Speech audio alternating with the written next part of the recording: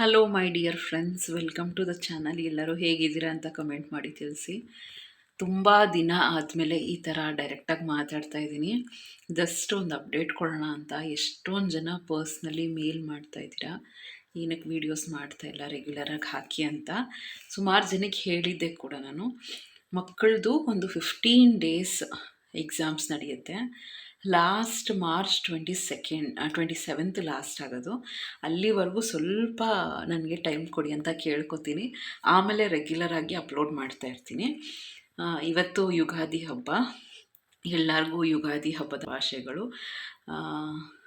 ತುಂಬ ಒಳ್ಳೆಯದಾಗಲಿ ಈ ವರ್ಷ. ತುಂಬ ಏನು ಅಂದ್ಕೊಂಡಿರ್ತೀರೋ ಎಲ್ಲ ಒಳ್ಳೆಯದಾಗಲಿ. ಏನೇ ಸಿಹಿ ಬೆಲ್ಲ ಥರ ಕಹಿ ಬೇವಿನ ಥರ ಏನೇ ಸಿಚುವೇಶನ್ಸ್ ಬಂದರೂ ಕಾಮಾಗಿ ಫೇಸ್ ಮಾಡಿ.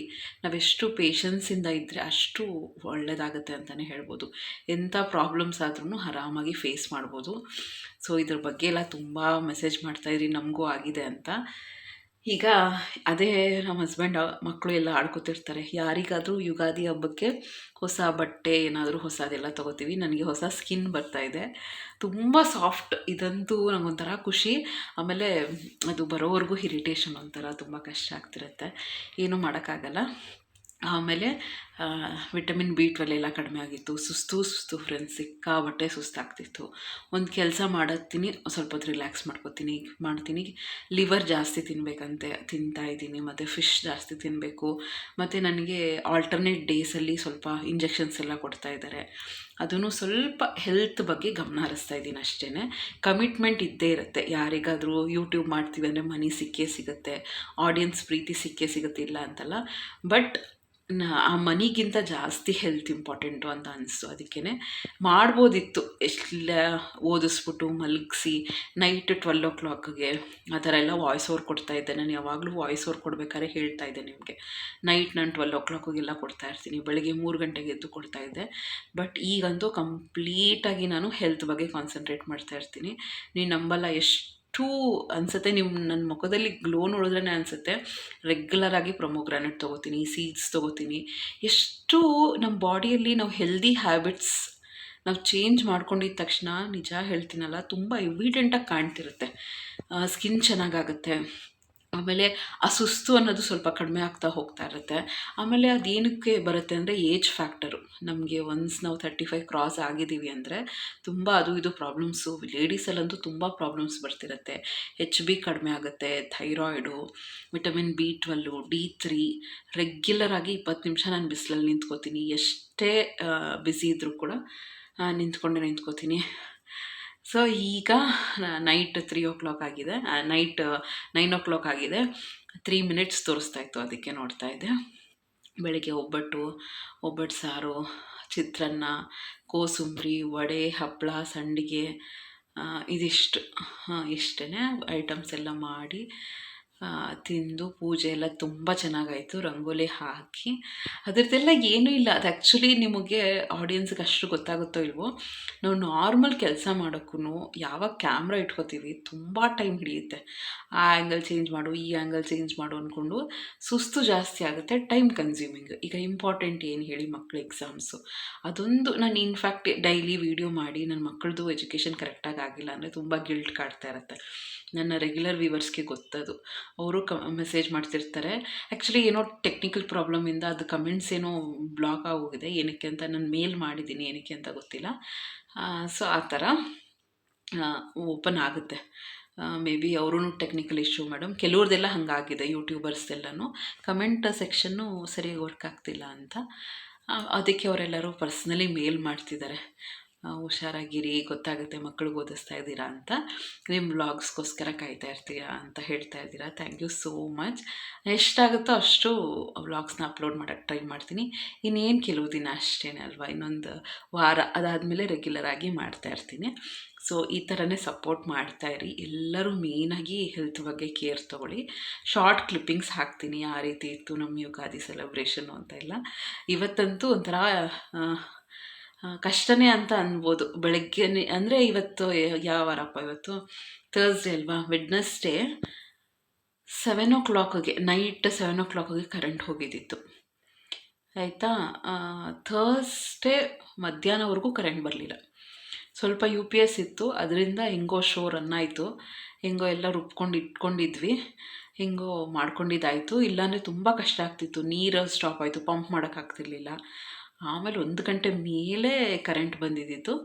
ಆಮೇಲೆಲ್ಲ ಹೆಂಗೋ ಸುಸೂತ್ರವಾಗಿ ಆಯಿತು. ನಿಮ್ಮ ಮನೇಲಿ ಹೆಂಗೆ ಆಚರಿಸಿದ್ರಿ ಅಂತ ಎಲ್ಲ ಹೇಳ್ತಾಯಿರಿ.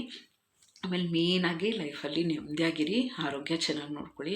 ನನ್ನ ಪರ್ಸ್ನಲ್ ಎಕ್ಸ್ಪೀರಿಯನ್ಸು ಈಗ ನಾನು ಹೆಂಗೆ ಚೇತರಿಸ್ಕೊತಾ ಇದ್ದೀನಿ ಅಂದರೆ, ಅದೇನೇ ಅವರು ಡಾಕ್ಟ್ರ್ ಅದನ್ನೇ ಹೇಳಿದ್ದು, ನೀವು ಎಲ್ಲ ಡಿಫಿಷಿಯನ್ಸಿ ಬಂದಾದಮೇಲೆ ನೀವು ಕೇರ್ ತೊಗೋತೀರಾ, ಆ ಥರ ಮಾಡಬಾರ್ದು. ಬರೋಕ್ಕೆ ಮೊದಲೇ ನಾವು 1 ವಾರಕ್ಕೊಂದು ಪೊಮೊಗ್ರಾನೇಟ್ ತಿನ್ನೋದಲ್ಲ, ದಿನ ಬಿಟ್ಟು ದಿನ ತಿಂತಾನೇ ಇರಬೇಕು. ನೀವು 35 ಕ್ರಾಸ್ ಆಗಿದ್ದೀರಾ ಅಂದರೆ ದಿನ ಬಿಟ್ಟು ದಿನ ಪೊಮೊಗ್ರಾನೇಟ್ ತಿನ್ನಬೇಕು, ಸೀಡ್ಸ್ ಡೈಲಿ ತಿನ್ನಬೇಕು, ನಟ್ಸ್ ಡೈಲಿ ತಿನ್ನಬೇಕು. ಆ ಥರ ಎಲ್ಲ ಮಾಡ್ಕೊತ ಹೋದರೆ ಹೆಲ್ತ್ ತುಂಬ ಚೆನ್ನಾಗಿರುತ್ತೆ. ನನಗೀಗ ಅನ್ನಿಸ್ತಾ ಇದೆ ತುಂಬ ಹೆಲ್ತ್ ಬಗ್ಗೆ. ನನಗಂತೂ ಏನೇ ಆದರೂ ಕೂಡ ಫಸ್ಟ್ ಸೀಡ್ಸ್ ತಿನ್ನಬೇಕು, ನೀರು ಚೆನ್ನಾಗಿ ಕುಡಿಬೇಕು, ಫ್ರೂಟ್ಸ್ ತಿನ್ನಬೇಕು. ರೈಸ್ ಎಲ್ಲ ತುಂಬ ಕಡಿಮೆ ಮಾಡಿಬಿಟ್ಟಿದ್ದೀನಿ.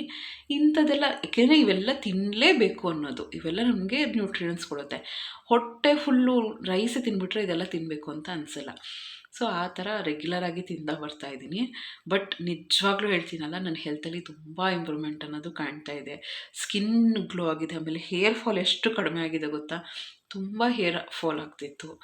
ಸೊ ಆ ಥರ ನಮ್ಮ ಬಾಡಿನ ಎಷ್ಟು ಚೆನ್ನಾಗಿ ಪ್ರೀತಿಯಿಂದ ಕಾಳಜಿಯಿಂದ ನೋಡಿಕೊಂಡ್ರೆ ಅಷ್ಟು ಚೆನ್ನಾಗಿರುತ್ತೆ ಫ್ರೆಂಡ್ಸ್. ಸೊ ವ್ಲಾಗ್ನ ಕಂಟಿನ್ಯೂ ಮಾಡೋಣ.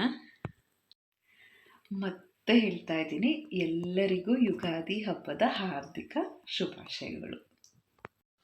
ಸೊ ಫ್ರೆಂಡ್ಸ್, ಸ್ವಲ್ಪ ಚಾರ್ಜೇ ಇರಲಿಲ್ಲ ಮೊಬೈಲಲ್ಲಿ. ನಾನು ಹೇಳಿದ್ನಲ್ಲ, ಕರೆಂಟೇ ಇರಲಿಲ್ಲ. ಆವಾಗ ಸ್ವಲ್ಪ ಚಾರ್ಜ್ ಇತ್ತು ಅಂತ ವಡೆ ಕಲಸೋದನ್ನು ಸ್ವಲ್ಪ ವೀಡಿಯೋ ಮಾಡ್ಕೊಂಡಿದ್ದೆ ಅಷ್ಟೇ. ಈಗ ಅದೇನೇನು ಕಂಟೆಂಟ್ ಇದೆ ಅದು ಇನ್ನೊಂದು ವೀಡಿಯೋದಲ್ಲಿ ತೋರಿಸ್ತೀನಿ ಏನೇನು ಹಾಕಿದ್ದೀನಿ ಅಂತ. ಬೆಸ್ಟ್ ವಡೆ, ನನ್ನ ಲೈಫಲ್ಲಿ ಮಾಡಿರೋಂಥ ಬೆಸ್ಟ್ ವಡೆ ಇವತ್ತು, ಆಯಿತಾ. ನನಗೆ ತುಂಬ ಖುಷಿಯಾಗೋಯಿತು. ಆಮೇಲೆ ಹಸ್ಬೆಂಡು ಅದೇ ಹೇಳ್ತಿದ್ರು, ಇಷ್ಟು ವರ್ಷದಲ್ಲಿ ಈ ವರ್ಷದ ಯುಗಾದಿ ಹಬ್ಬಕ್ಕೆ ವಡೆ ಬೆಸ್ಟ್ ಟೇಸ್ಟ್ ಇತ್ತು ಅಂತ. ಎಷ್ಟು ಚೆನ್ನಾಗಾಗಿತ್ತು ಅಂದರೆ, ಅದೇನೇನು ಒಂದೇ ಒಂದು ಚಿಕ್ಕ ಮಸಾಲೆ ಒಂದು 4-5 ಐಟಮ್ ಹಾಕಿ ರುಬ್ಕೊಂಡಿದ್ದೆ, ಆಯಿತಾ. ಅದು ಬರೋ ವೀಡಿಯೋದಲ್ಲಿ ತೋರಿಸ್ತೀನಿ ನೀಟಾಗಿ. ಅದನ್ನು ಹಾಕಿ ರುಬ್ಕೊಂಡು ಮಾಡಿದ್ದಿದ್ದು. ಬಟ್ ಟೇಸ್ಟ್ ಮಾತ್ರ ಎಷ್ಟು ಕ್ರಂಚಿಯಾಗಿ, ಒಳಗಡೆ ಎಲ್ಲ ನೀಟಾಗಿತ್ತು. ಈ ಸತಿ ನನಗೆ ಒಂದು ಸ್ಯಾಟಿಸ್ಫ್ಯಾಕ್ಷನ್ ವಡೆ ಮಾಡಿದ್ದಿತ್ತು. ಅದನ್ನು ಮಿಕ್ಸ್ ಮಾಡ್ಕೊಳ್ಳೋಂಥ ಒಂದು ಕ್ಲಿಪ್ಪಿಂಗ್ನ ತೊಗೋತಾ ಇದ್ದೀನಿ. ನಾನು ಯಾವಾಗಲೂ ಸ್ಟ್ರಾಂಗಾಗಿ ಬಿಲೀವ್ ಮಾಡೋದು ಏನು ಅಂದರೆ, ಎಲ್ಲ ಕರೆಕ್ಟು, ಎಲ್ಲ ಸಂಪ್ರದಾಯ ಶಾಸ್ತ್ರ ಎಲ್ಲ ಫಾಲೋ ಮಾಡಬೇಕು. ಬಟ್ ಹಬ್ಬಗಳಲ್ಲಿ ನಾವು ತುಂಬ ಸುಸ್ತು ಮಾಡಿಕೊಂಡು ದೇವರ ಪೂಜೆ ಮಾಡಿ ಮುಗಿಸಿದ್ರೆ ಸಾಕು ಅನ್ನೋ ಲೆವೆಲ್ಗೆ ಹೋಗಬಾರ್ದು. ನಮಗೇನು ಕಂಫರ್ಟಬಲು ಆ ಥರ ನಿಧಾನಕ್ಕೆ ಮಾಡ್ಕೋತಾ ಇರಬೇಕು. ಹಿಂದಿನ ಸ್ವಲ್ಪ ಪ್ರಿಪ್ರೇಷನ್ ಮಾಡ್ಕೋಬೋದು. ಕೆಲವು ಅವತ್ತೇ ಮಾಡಿಕೊಂಡ್ರೆ ಸರಿ. ಕೆಲವೆಲ್ಲ ಯಾವ್ದು ಆಗುತ್ತೆ, ಕ್ಲೀನಿಂಗ್ ಇರ್ಬೋದು, ಅದೆಲ್ಲ ಆಗೋದನ್ನು ಎಷ್ಟಾಗುತ್ತೋ ಅಷ್ಟು ಹಿಂದಿನ ದಿನವೇ ಕ್ಲೀನ್ ಮಾಡ್ಕೊಂಬಿಟ್ರೆ ಬೆಸ್ಟ್. ಫ್ರಸ್ಟ್ರೇಷನಿಂದ ಬೇಜಾರು ಮಾಡಿಕೊಂಡು ಸುಸ್ತು ಮಾಡಿಕೊಂಡು ಯಾವ ದೇವ್ರೂ ನಿಜವಾಗ್ಲೂ ನನ್ನ ಪ್ರಕಾರ ಇದನ್ನು ಎಷ್ಟು ಜನ ಒಪ್ಕೋತಿರೋ ಇಲ್ವೋ ಗೊತ್ತಿಲ್ಲ.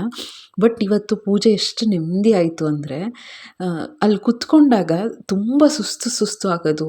ಅದು ಏನಾದ್ರು ಹುಷಾರಿಲ್ಲ ಅಂದರೆ ತುಂಬ ಒಂಥರ ಇರಿಟೇಷನ್ ಆಗ್ತಾ ಇರುತ್ತೆ.